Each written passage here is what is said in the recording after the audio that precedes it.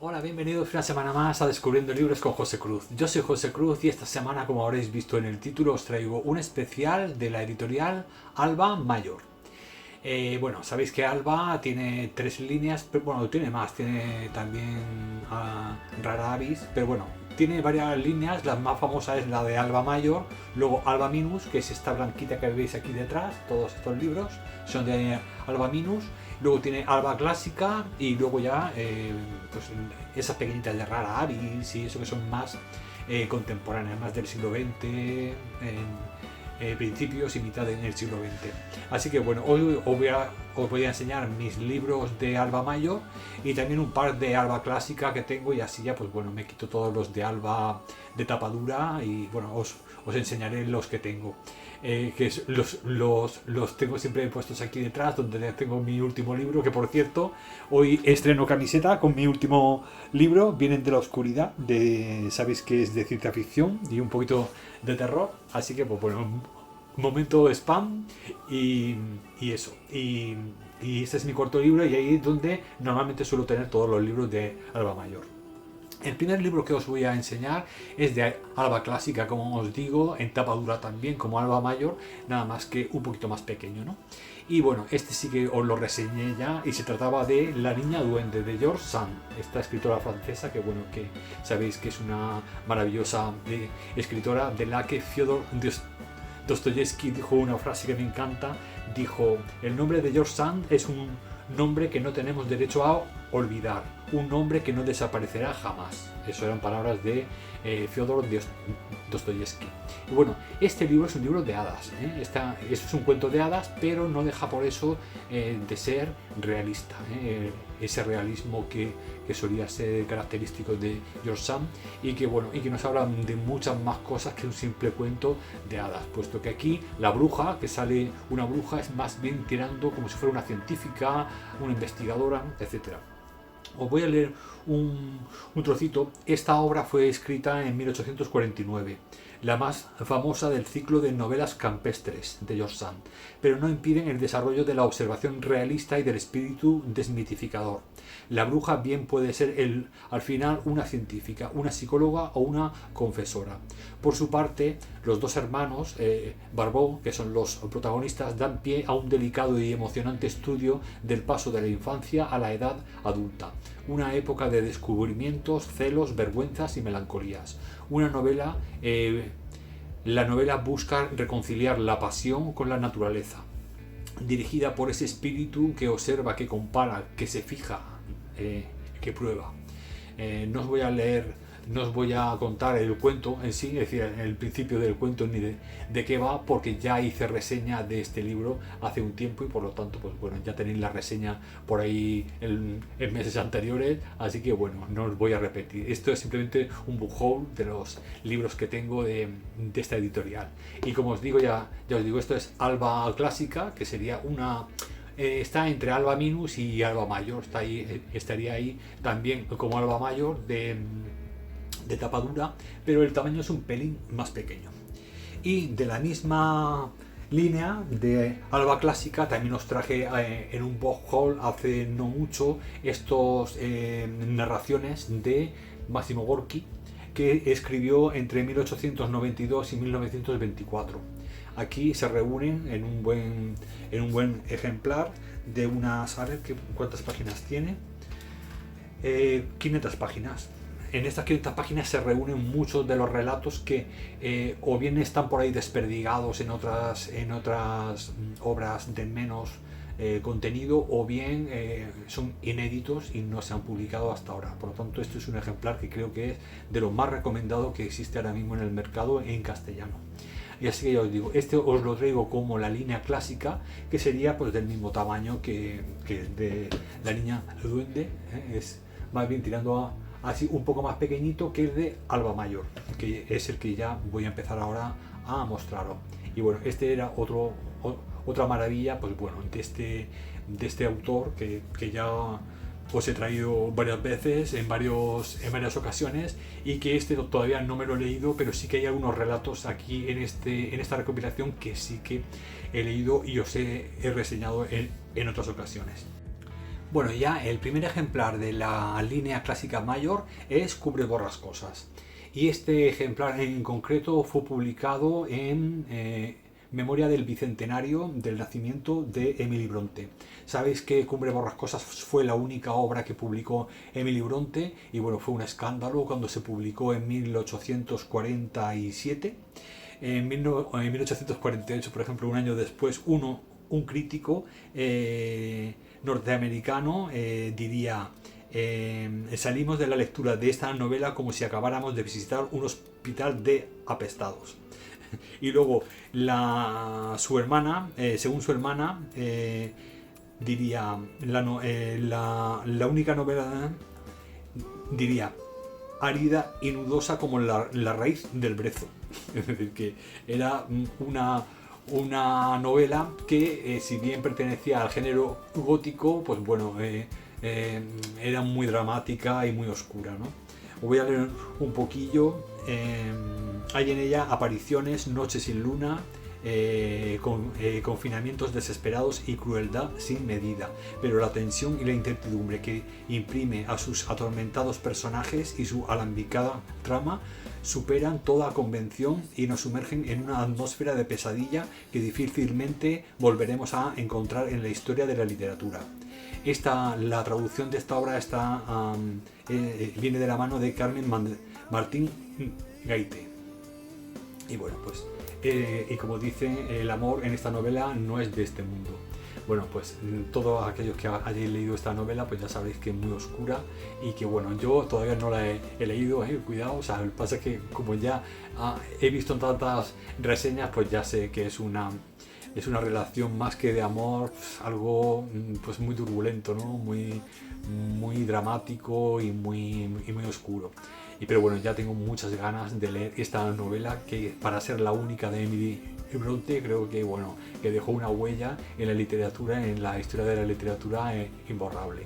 Así que pues bueno, ya os digo, esto ya sí que es, ¿veis? Hay una cierta diferencia de tamaño, no mucha, 1 centímetro más o menos, pero bueno, sí que este es un poquito más pequeño, el de la línea Alba clásica. Y Alba mayor, que esto ya sería la línea la línea de lujo de Alba, pues esta sí que ya es de tamaño normal, creo de 9 pulgadas. Así que pues bueno, aquí tenéis pues estas ediciones doradas con esta especie como de margencito que tiene algún motivo de la portada y que bueno, que se va repitiendo en todas las ediciones. Aquí tendríamos pues bueno, mi primer Alba mayor. Bueno, el segundo libro que os traigo de Alba mayor se trata de un Charles Dickens y se llama Vida y aventuras de Martin Chuzzlewit. Bueno, pues este es esto es un tochazo de 900 páginas y es una obra que no es muy conocida de Charles Dickens. Os voy a leer un poquito de qué va. Mi tutor piensa tanto en sí mismo que si yo no hago igual me olvidarán. Este plan de vida es el del joven Martin Chuzzlewit, criado por su rico abuelo en el interés y la desconfianza, especialmente de los múltiples miembros de su propia familia que conspiran todos para heredar. Cuando el joven se enamora de Mary Graham, la señorita de compañía de su abuelo, y desata la ira de este, busca refugio en casa de otro pariente suyo, el señor Pecksniff, arquitecto que jamás ha construido nada, imagen viva de la mezquindad y la hipocresía. Y lo que es cierto de las familias lo es también de la sociedad, según cuenta André Maurois. Dickens tenía pensado empezar la novela así: escena, vuestra casa, personajes, vosotros mismos. Y añade, se abstuvo e hizo bien. Todo era demasiado real para que lo aceptáramos. Serán necesarias muchas penalidades y aventuras dentro y fuera de su diabólica familia, entre ellas un tremendo viaje en busca de fortuna a Estados Unidos, que en su día fue considerado toda una afrenta, para que Martin conozca lo que son realmente el amor, la amistad y la lealtad. Para Dickens, Vida y aventuras de Martin Chuzzlewit, publicado en 1844, que aquí presentamos en una nueva traducción de Miguel Temprano García, era con creces la mejor de mis historias, decía él. Y para William Boyd sigue siendo su novela más terriblemente divertida. Su incisivo sentido social, su prosa imaginativa y emocionante y su grandiosa galería de personajes se despliegan aquí en plenitud de facultades.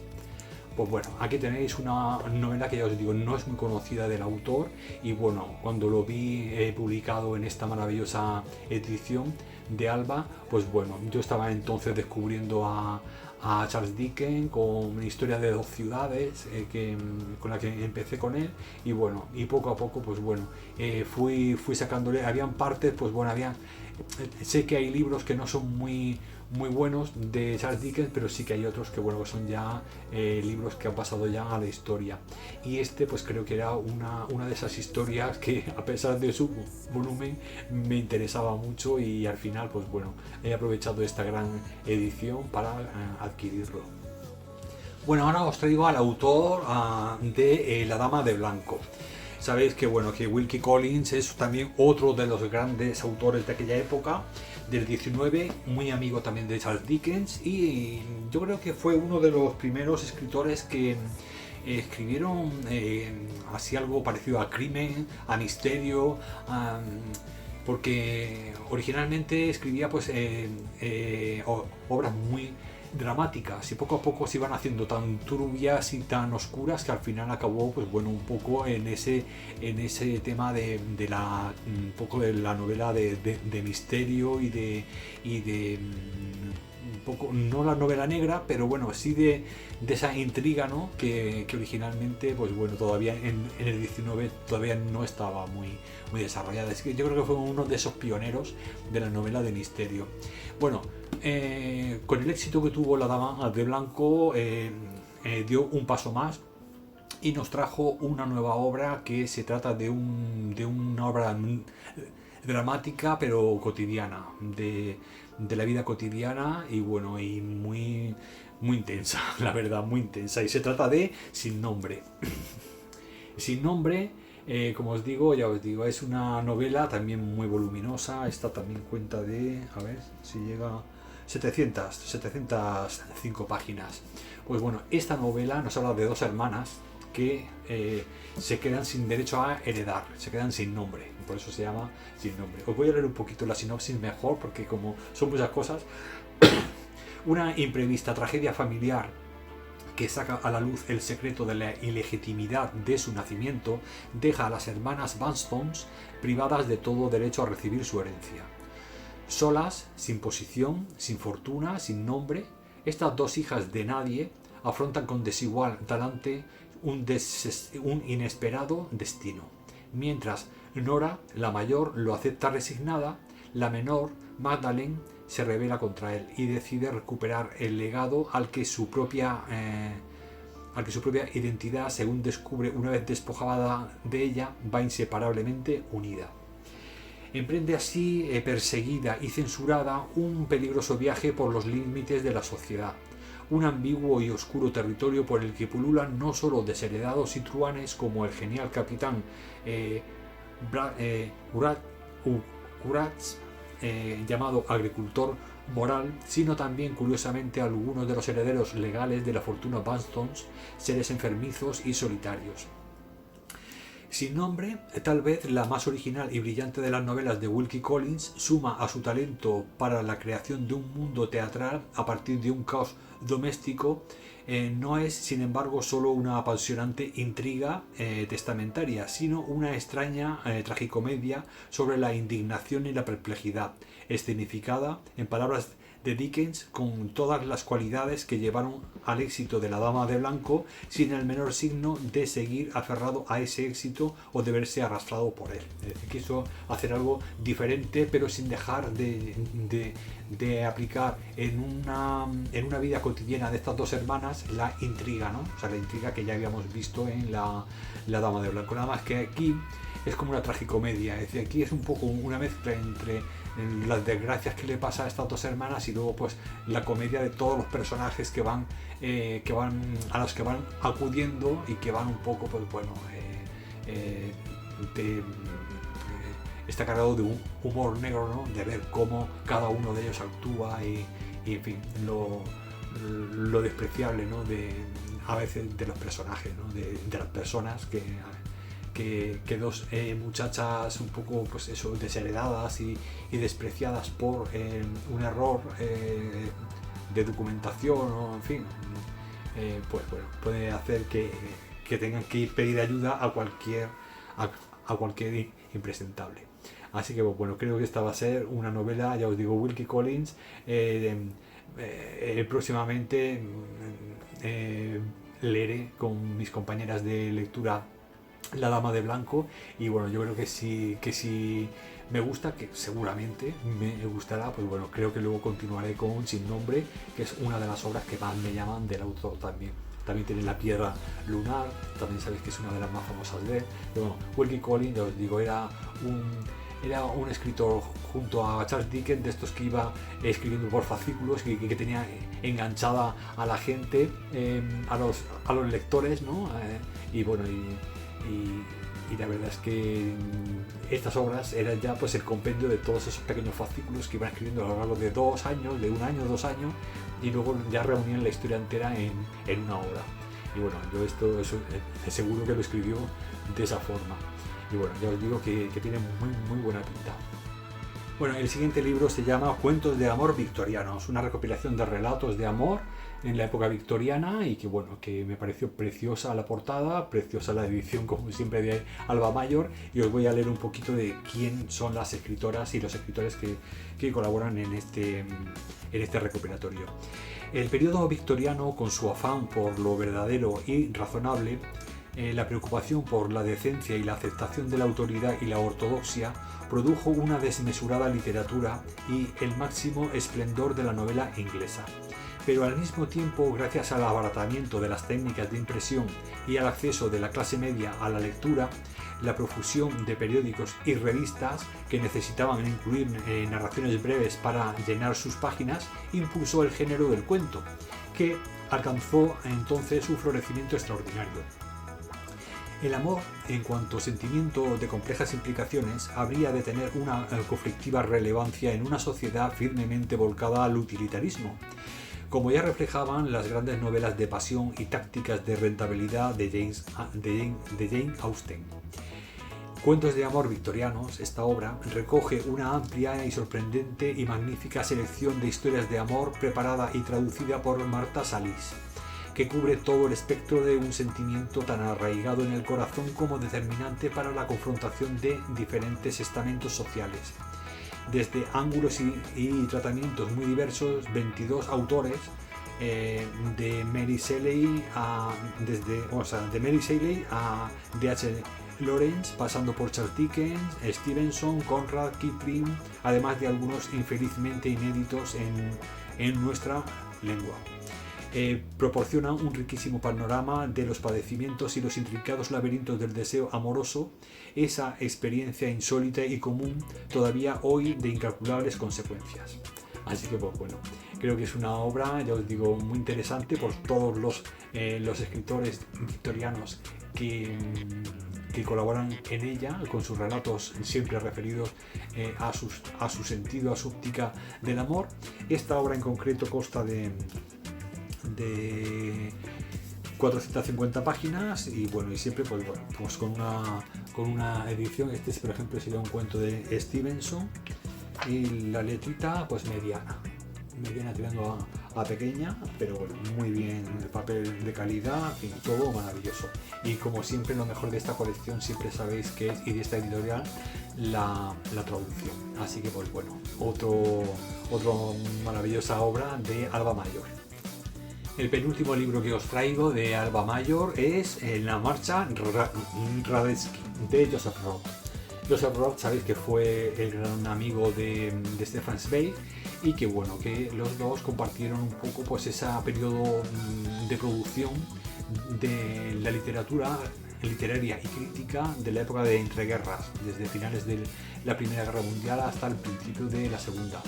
Y bueno, y también por supuesto pasaron por la Primera Guerra Mundial y vieron todo lo que ocurrió y los cambios y los grandes cambios que hubo de la antigua estructura europea en la que se incluía el Imperio Austrohúngaro, y luego pues la fragmentación y la separación de este gran imperio en pequeños trozos. Entonces bueno, esta es una obra que está ambientada a mediados del siglo XIX Y Joseph Roth, yo creo que esta es una de sus obras más famosas, aparte de todos esos cuentos que os he traído algunas veces, o esos ensayos hablando sobre el pueblo judío, pero esta es más épica, es una novela más histórica, ¿no? Y bueno, ya os digo, ambientada en mediados del 19. En 1859, en la batalla de Solferino, el teniente esloveno Trota salva la vida del emperador Francisco José. Es ascendido, condecorado y ennoblecido, y con los años su nombre aparece en los libros de historia del Imperio Austrohúngaro. Pero en ellos el episodio se narra deformado, y Trota acude al mismísimo emperador para que restaure la verdad. Este le dice: son tantas las mentiras que se cuentan, y él, con gran decepción, solicita el retiro y prohíbe a su hijo Franz ser soldado.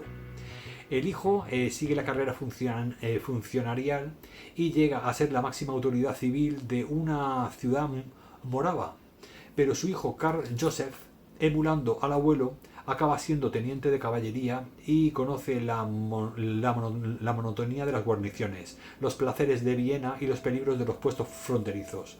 Amantes, duelos, amigos perdidos, aguardiente, deudas de juego. Joseph Roth escribió en 1932 la marcha Radetzky, que aquí presentamos con una nueva traducción de Sandro Fernández. La novela se convirtió en un hito en la literatura del siglo XX por su genial escrutinio de los dos grandes pilares del imperio, el ejército y la administración, y su crónica de una larga decadencia que, inadvertida para la vida reglamentada de sus protagonistas, conduce a la Primera Guerra Mundial. Mientras la marcha Radetzky suena en ceremonias, tabernas y burdeles, los mismos lugares donde cuelga el retrato del emperador y todos los símbolos del imperio parecen tener vida propia, se extienden los nacionalismos y los movimientos revolucionarios. La familia Trota, para la que el lenguaje del ejército es su lengua materna, está condenada a las palabras mudas, como cuando el padre quiere decir te quiero hijo mío, lo que dice es que te vaya bien. Y entre tanto el narrador va descubriendo cómo la muerte forma sus propias imágenes. Así que bueno, ya os digo que es una obra, pues eso, histórica, pero desarrollada desde la familia Trota, ya desde el principio con esta anécdota, ¿no? Militar, en el que salva al emperador Francisco José, pues luego pues bueno, todo lo que ocurre en esta familia, y bueno, ya el cómo se acerca la Primera Guerra Mundial y cómo se van preparando todo el ambiente prebélico, o sea, en estos países, ¿no? O sea, la exaltación de los nacionalismos, las revoluciones, la de 1848, y luego ya pues llegaría la rusa también. Así que bueno, creo que va a ser esto una novela maravillosa de personajes, de historia, de batallas, de descripción de la sociedad, de la época histórica, cómo vivía la gente en esa época, y bueno, no es muy grueso, tendrá unas 300 y pico páginas, y bueno, como veis, otra edición maravillosa. Yo no las quito del plástico hasta que no los leo, así que pues nada. Bueno, y ya no voy a cortar el vídeo, vamos a continuar porque este ya es el último, y este ya lo conoceréis también de sobra, y se trata de Norte y Sur de Elizabeth Gaskell, y esta es la edición la quinta edición, cuando compré esta obra, que seguramente ya irá por la sexta o séptima o octava, porque lo compré hace un año más o menos. Y bueno, esta pues bueno, es también yo creo que es la novela más importante de Elizabeth Gaskell, porque nos describe la primera revolución industrial en Inglaterra, y bueno, creo que es un retrato muy realista de aquella época, ¿no? Os voy a leer un poquito la sinopsis, aunque ya imagino que lo conoceréis, pero bueno. A través de la historia de Margaret Hale, una joven del sur de Inglaterra que por circunstancias familiares se ve obligada a trasladarse al norte, a la ciudad industrial de Milton, un trasunto apenas disfrazado de Manchester, Elizabeth Gaskell plasma de forma magistral los conflictos sociales y políticos derivados de la revolución industrial en la Inglaterra de mediados del XIX. Para la heroína, el sur donde ha nacido simboliza el idilio rural, el triunfo de la armonía social y el decoro. Frente a él, el norte es sucio, rudo y violento. Sin embargo, a medida que va penetrando en ese nuevo mundo y sus distintos estratos, desde Bessie, la joven obrera enferma, y su padre, el líder sindical, hasta John Norton, dueño de una fábrica textil, por quien siente una creciente atracción, tendrá que ir corrigiendo sus prejuicios y del mismo modo su condición de mujer subordinada evolucionará hacia una madura aceptación de sí misma y de sus sentimientos. Norte y Sur fue publicada en 1855. Es ante todo una novela de personajes que crecen, actúan, piensan y sienten. Las contradicciones de la Inglaterra industrial se entrelazan con una historia de amor apasionada y curiosamente moderna, entre dos seres capaces de tratarse como iguales a pesar de todas las diferencias que los separan. Así que bueno, ya veis que es pues eso, la obra más icónica de Elizabeth Gaskell y otro retrato histórico de la época, pues bueno, una época muy convulsa en Inglaterra a nivel económico sobre todo. Empezaron con las leyes estas de las clausuras arts, o sea que tenían que todos los agricultores tenían que vallar sus campos, etcétera, les ponían 1000 pegas para obligarlos, los arrastraban para que se fueran a la ciudad porque faltaba mano de obra obrera, ¿no? Para las fábricas. Y ya os digo, empezaron a aplicar una serie de leyes que ahogaban prácticamente a los agricultores, sobre todo más modestos, y los obligaban, los arrastraban a la ciudad, a las fábricas, pues bueno, porque necesitaban mano de obra y tenían que arrastrar a la gente del campo a la ciudad. Y creo que ya fue a partir de ahí cuando empezamos ya, ahora que hablamos de la España desierta, pues bueno, esto ya llevan desertificándolo ya hace muchos años. Desde el 19 este modelo económico arrastra a la gente de los campos a las ciudades para eso, para concentrar la mano de obra y el consumo. Así que pues bueno, y este es el origen de Inglaterra, de este tipo de actuaciones del Estado en connivencia con los capitalistas incipientes industriales.